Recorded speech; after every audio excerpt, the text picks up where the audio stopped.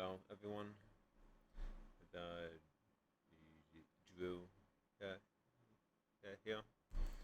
The the the I'm gonna stop hopping the bag into the buck.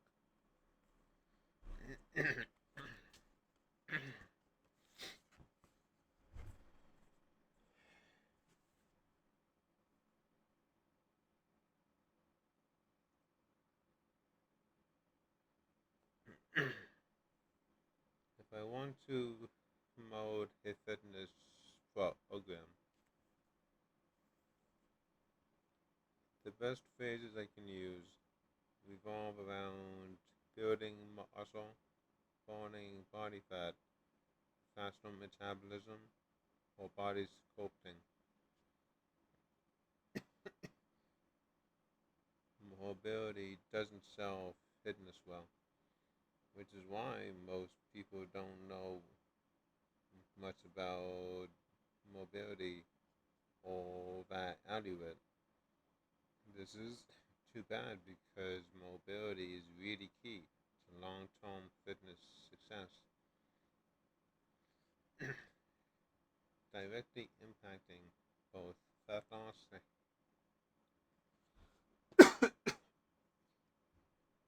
and muscle building.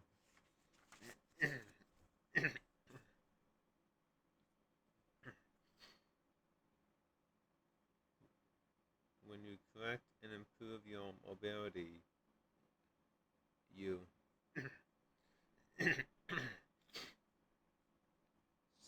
stimulate your muscles to get in shape faster. Mobility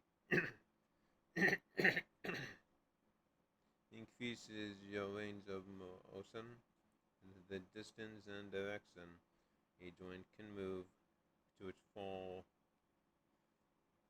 potential when working out. Taking in exercise to a greater range of motion means you get more out of every rep. Let's use the example of a squat. Suppose you add 3 inches to your squat depth,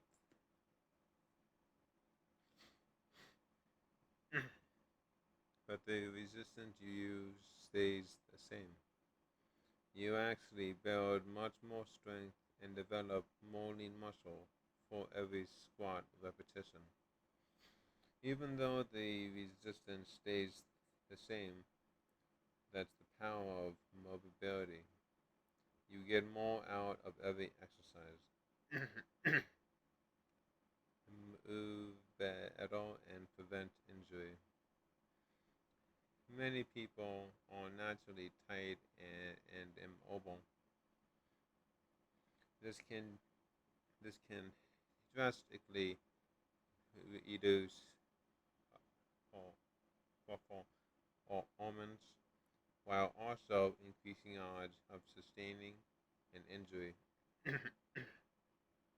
Poor mobility is often the source of pain and injury, both in and out of the gym. With poor mobility, some muscle groups tend to stop responding or doing their job as well as they should be when called upon. This forces other muscles that shouldn't be working as hard to take over, leading to pain and imbalances. Good mobility fixes this and improves how your body moves, looks, and feels.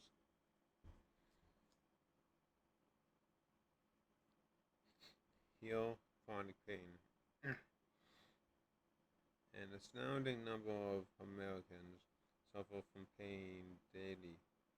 According to data from the National Health Interview Survey, NHIS, 11.2% of American adults, 25.3 million people, have experienced some sort of pain every day for the past 3 months. Much of this pain is due to acute causes such as accidents, surgery, injury, bone cuts, or childbirth. Acute pain usually starts suddenly but doesn't last long. When you twist your ankle, for example, you suffer acute pain. The twisting your ankle and staying off it usually resolves the pain, and acute pain goes away.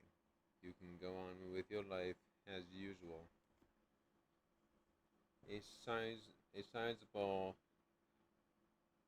percentage, however, is not due to an acute reason, but is the result of chronic pain.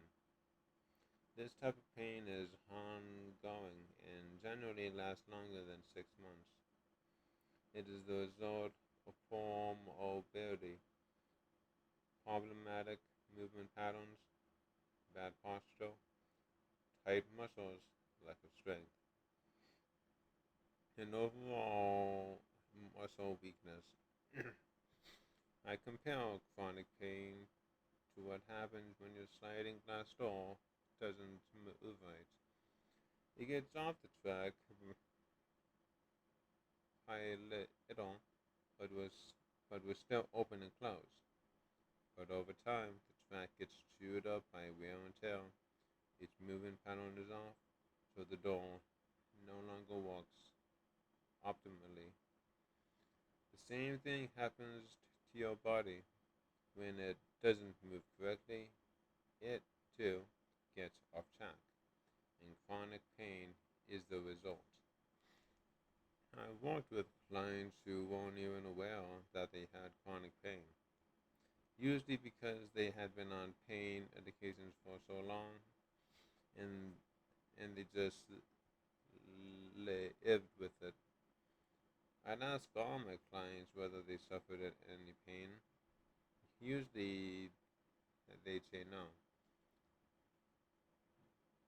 but digging deeper, I'd get them to admit that yes, they had low back, knee, or wrist pain that had bothered them for a long time. The majority of chronic pain I've seen in clients was usually the result of poor mobility and muscle recoupment patterns. Either these patterns cause bad movement that set them up for injury, or these bad movement patterns created wear and tear in the spine or inflammation in the muscles of the back, which caused terrible daily and almost daily pain. The good news is that pain due to poor movement pattern can typically be fixed in a relatively short amount of time when the right types of correctional resistance training are introduced. Best of all, you can notice immediate relief,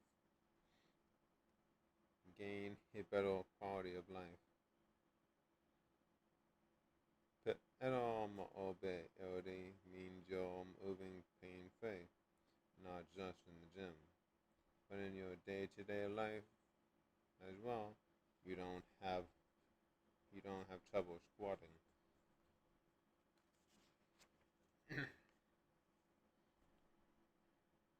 To pick your kids' toys up off the ground or reaching overhead to put something on the shelf.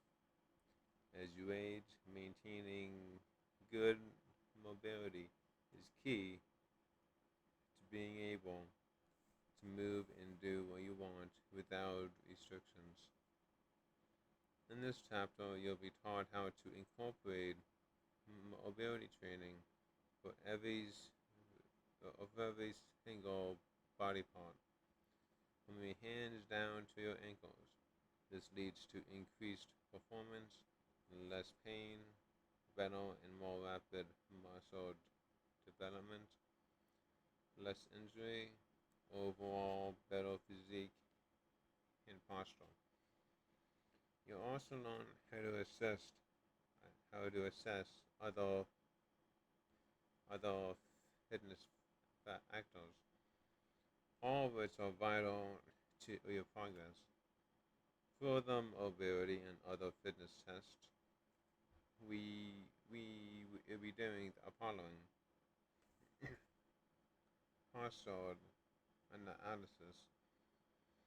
We spend most of our days hunched over a desk on a computer, or even more so on our cell phone.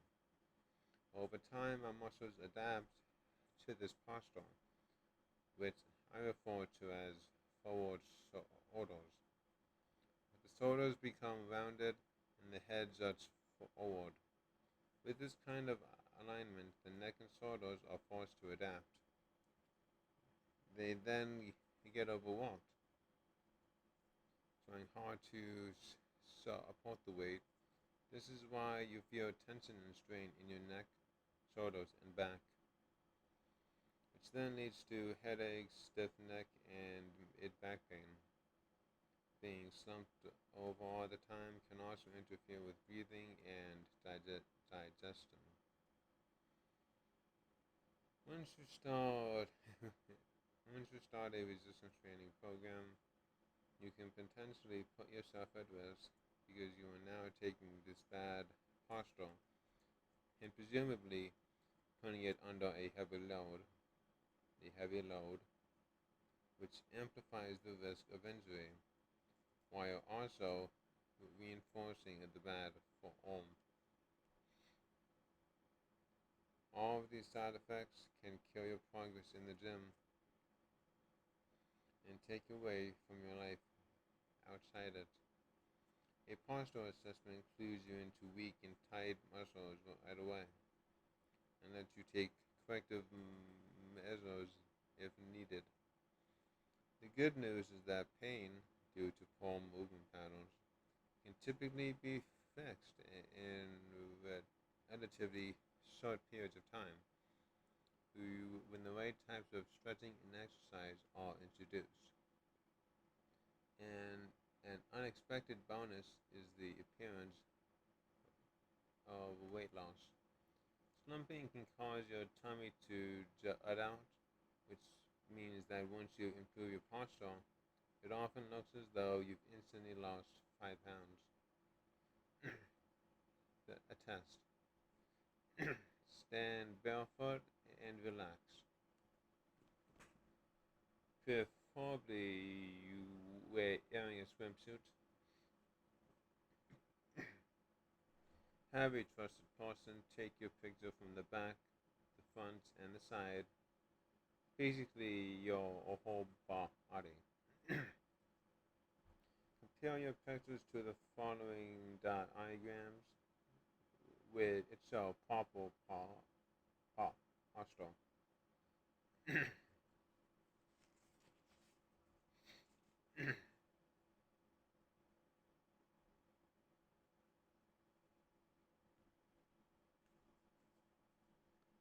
What to look for. Are your shoulders rounded forward? Is your head jutting forward? Does your lower back arch excessively to the point that your butt sticks out?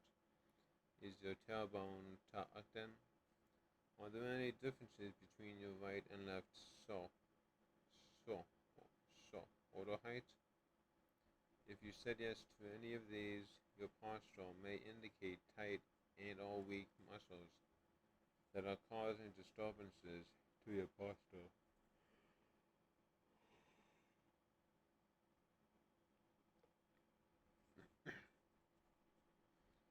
Also, keep these pictures handy. In 4 weeks, have them retaken. Compare the photos to your originals. You should see some amazingly positive changes in your posture. You should see that more well-defined muscle and much less body fat. Taking clear digital photos of the body on a regular basis is my favorite way of measuring progress. Sort of mobility test. In both men and women, certain crossover traits are universally considered aesthetic, that is, pleasing to the eye. There are many relatively lean body fat levels are one among them. Another one is the appearance of a well developed and sculpted shoulders. Shoulders are the most prized body part of both sexes. While idle, sculpted shoulders make your waist look smaller, balance out your proportions, and help you look strong, fit, and confident. The shoulder muscles, often referred to as delts, are one of the few muscles that that, that both male and female clients will tell me they want to build for for for be- for better aesthetics. That said, the delts can be one of the hardest muscle groups to develop in the upper body. The biomechanical action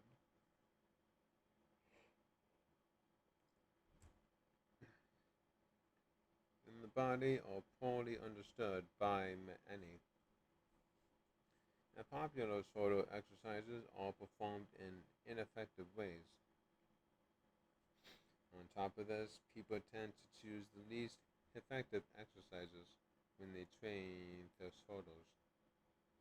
I'll correct all those issues for you in this book.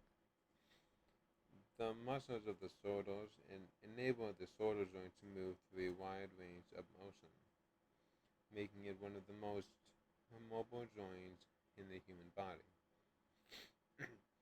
Due to the extreme mobility of the shoulder joint and the muscles that operate these shoulder joints, it's no wonder the shoulder is one of the most enjoyed areas of the human body. It's it's also another big reason that some people have such a hard time developing their shoulders. The key to developing these valued focal point is mobility. Remember, mobility is the context of physical fitness. It refers to your ability to move freely with control and stability. In other words, it's it's owning your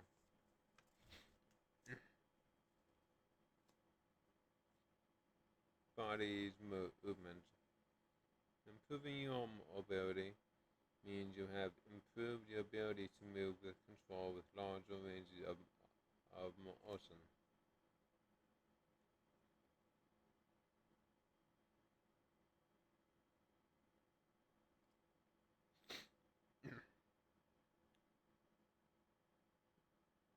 While working on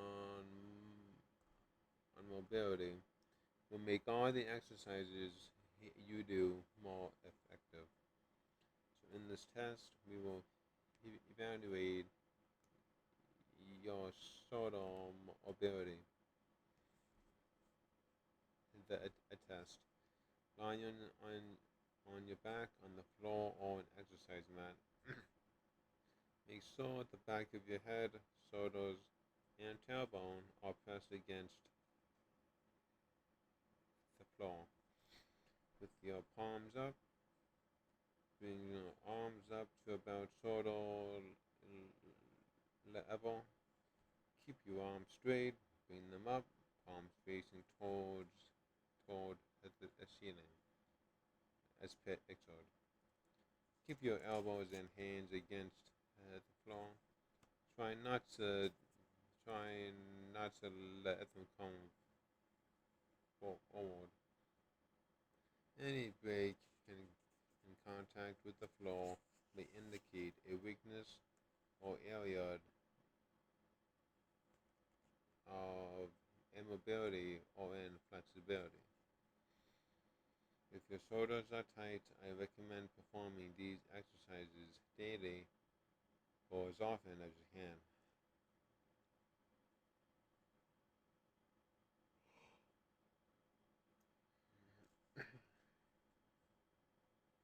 Try to increase the the the number of times you you do you do the sequence. In no time at all, you'll see your shoulder mobility improve. And the shoulder exercises you do will pay off in the aesthetic look you desire. It's a squat test. This test is a great way to assess your mobility, strength, and flexibility. It also mimics the movement we perform every time we sit up and stand up.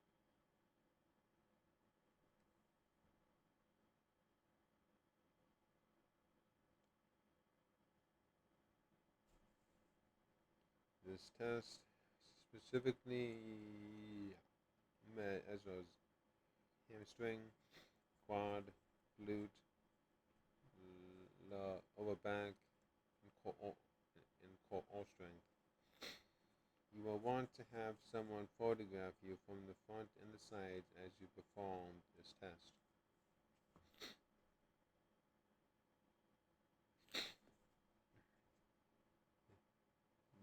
The test: stand with your feet shoulder width apart and your arms straight up in the air as illustrated. Bend your knees, keep your feet pointed forward without any rotation in your feet. Go as low as you comfortably can, ideally past the point at which your thighs are parallel to the floor. Keep your weight on your heels. From the bottom of the movement, drive back upward to the vertical standing position, raising your hips and shoulders at the same rate of speed.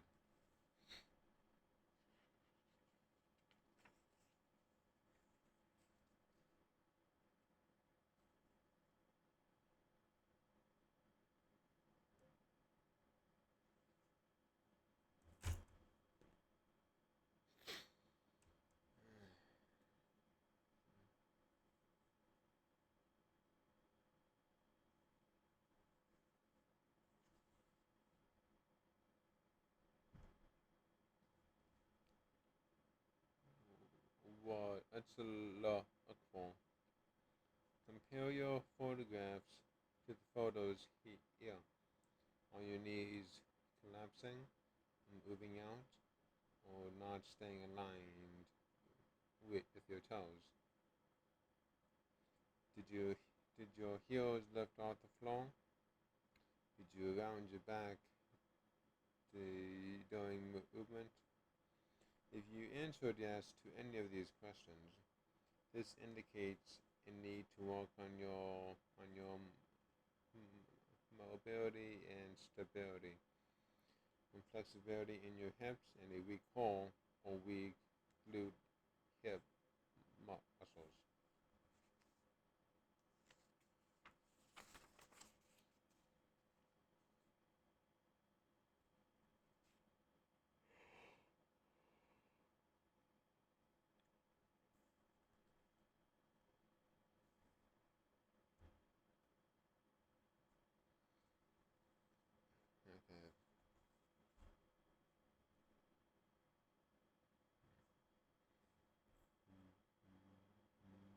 it is it for today.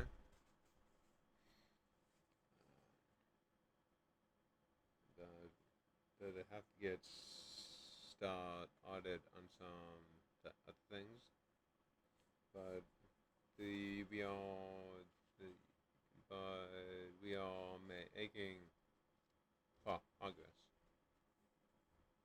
and it's so only speeding up a bit. The, and so to, to then next time.